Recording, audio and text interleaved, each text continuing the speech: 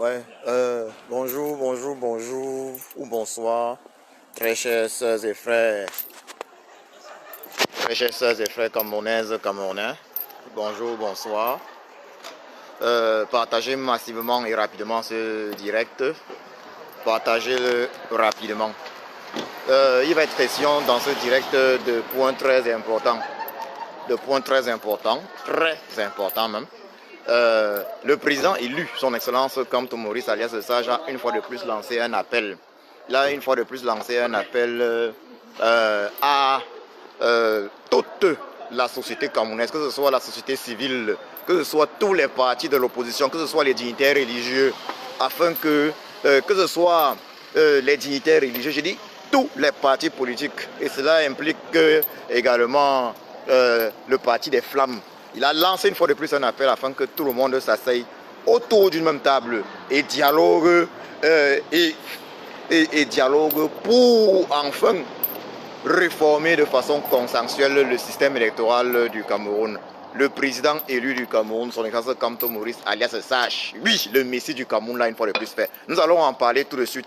Au-delà de cela, il est question également de cet appel que je lance personnellement à tous les sympathisants du MS et de la diaspora, je dis bien à tous les sympathisants du MS et de la diaspora, de virer chaque mois, ça veut dire de virer chaque mois 10 € minimum dans les comptes du MSC des régions où ils habitent, afin que le MSC puisse mieux faire appliquer sa politique. Voilà, afin que le MSC puisse mieux faire appliquer sa politique. C'est de ça qu'il est question. C'est de ça qu'il est question. Donc, vous comprenez que c'est un autre thème très important. Le troisième thème de ce direct, de cette allocution, c'est bien évidemment le cas du Sénégal, à qui nous disons bravo. Ce qui se passe au Sénégal depuis 2 jours, depuis hier, à qui nous disons bravo, bravo, bravo. Ouais, pourquoi les Sénégalais sont intéressants, aussi bons, et les Camerounais sont, il faut le dire, mauvais. Ça veut dire qu'ils n'avancent pas dans la résistance comme cela aurait dû être le cas. Donc je reviens donc sur le point numéro 1 de cette allocution, de ce petit direct. Il s'agit bien évidemment du président. Il s'agit bien évidemment du président élu du Cameroun qui lance cet appel concernant la réforme consensuelle du système électoral. C'est un appel, une fois de plus, historique. Il faut rappeler que le président élu parle de la réforme consensuelle du système électoral depuis plusieurs années. Depuis au moins 2019, le président élu parle de la réforme consensuelle du système électoral. J'ai dit depuis au moins début 2019. Depuis au moins début 2019. D'ailleurs, le président élu du Cameroun, son excellence Kamto Maurice alias Sage, nous a demandé de faire de la réforme consensuelle et effective du système électoral l'une de nos devises. Donc nous ne pouvons pas être dans ce combat pour la libération du Cameroun sans prendre en compte les points les plus importants. Et les points les plus importants sont la réforme consensuelle du système électoral et bien évidemment l'arrêt sans condition des massacres dans le nord-ouest et le sud-ouest du Cameroun. Pourquoi est-ce que la réforme consensuelle et effective du système électoral est capitale? Elle est capitale pour le Cameroun.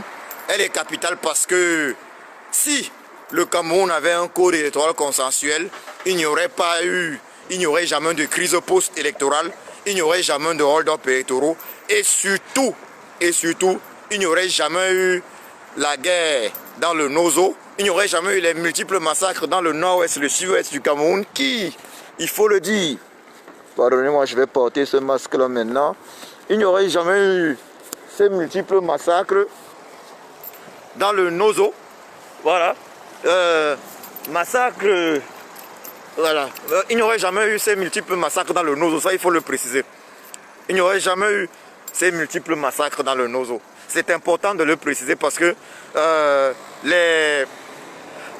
nos frères anglophones auraient eu la possibilité de choisir leurs représentants, leurs députés, leurs maires, leurs sénateurs.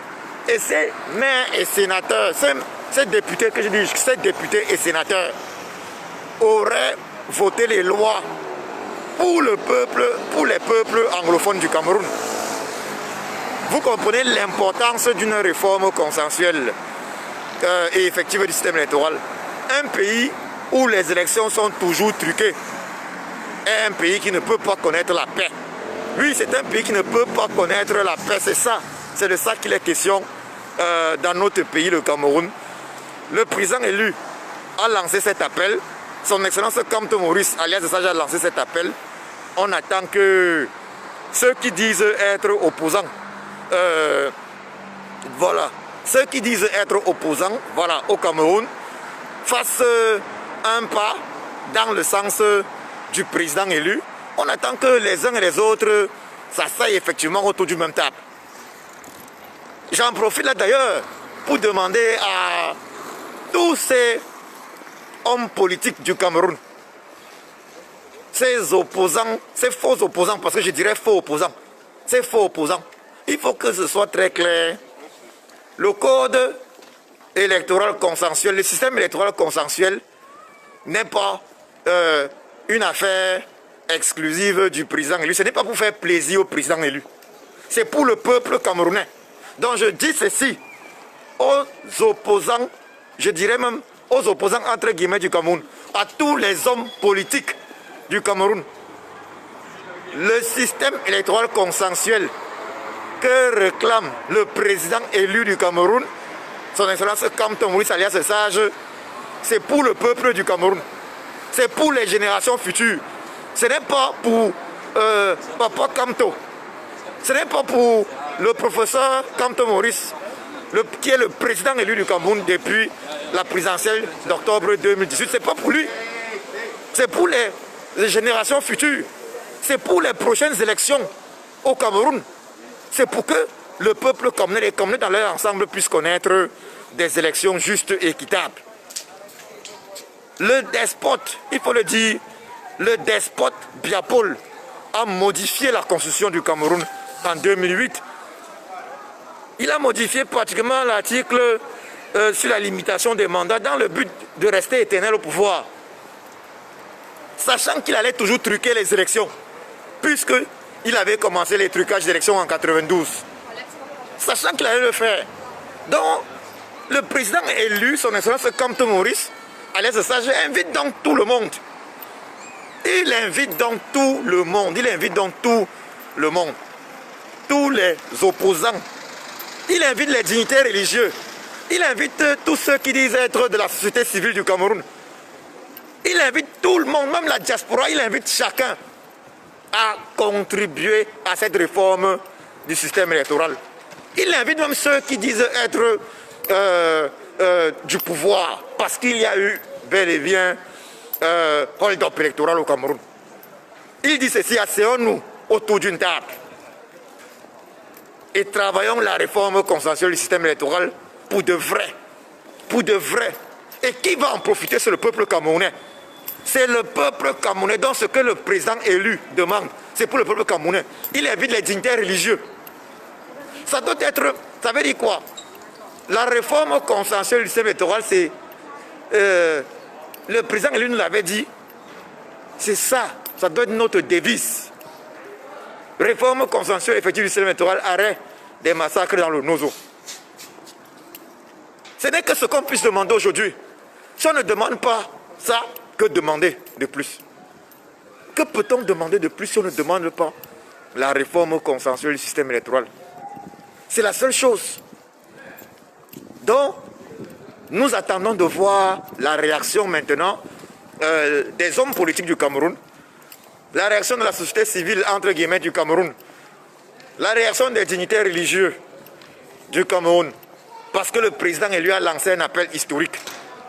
Certains se sont, à une époque, certains ont toujours critiqué le président élu, ouais, parce qu'il y a des membres, entre guillemets, de la société civile qui ont régulièrement critiqué le président élu lors de ses prises de décision, qui ont régulièrement critiqué, même des opposants, entre guillemets, qui ont constamment critiqué le président élu, alléguant qu'il n'a pas la bonne méthode. Mais que les gens me disent ici, là, que ceux-là me disent, est-ce que la réforme consensuelle effective du système électoral est mauvaise pour le peuple camerounais? Ou elle est plutôt exactement ce qu'il nous faut? La réponse est c'est ce qu'il nous faut exactement. Il faut une réforme consensuelle et effective du système électoral. Donc, chacun sait ce qu'il a à faire. Je vais donc passer au point suivant de ce direct qui est la demande aux sympathisants du MNC de la diaspora. La demande aux sympathisants du MNC de la diaspora de financer le MNC. De financer le MNC. Il faut qu'on soit très clair. Il n'y a pas une seule organisation, je dis, il n'y a pas une seule organisation qui n'a pas besoin de financement. Le MNC est le digne héritier, le digne successeur de l'UPC. Vous comprenez ce que ça veut dire? Donc le MNC est le digne héritier de la grande UPC des Houm Nyombe, des Félix Roland Moumier, des Hossein de Afana, des Ernest Wangier et autres. Le MNC est le digne successeur. Il faut le dire, il faut le dire clairement. Le MNC est le digne successeur. Ça veut dire quoi? Ça veut dire que nous devons de mettre tout en œuvre afin que le MNC puisse libérer le Cameroun, comme le dit le président élu, dans la paix. Et vous savez que pour faire ce travail-là dans la paix, il faut également les moyens financiers. Il faut les moyens financiers. J'avais vu certains m'ont dit l'autre jour, m'ont posé la question de savoir, mais, ou bien plutôt disait, mais le MNC a les moyens financiers. Est-ce que le MNC a demandé à être financé? Moi, j'ai rigolé en disant, avez-vous déjà vu une organisation qui fonctionne sans finance? Ici en Europe, les partis politiques sont financés par les militants et les sympathisants de ces partis politiques-là. Donc il y a la possibilité d'être militant, comme il y a la possibilité de faire des dons tout simplement. Donc vous êtes libre de faire des dons. Et les dons se font de façon mensuelle. Bon, certains peuvent décider de faire un don un mois, ça suffit pour eux. Mais si vous voulez vraiment avoir de l'impact sur le fonctionnement d'une organisation,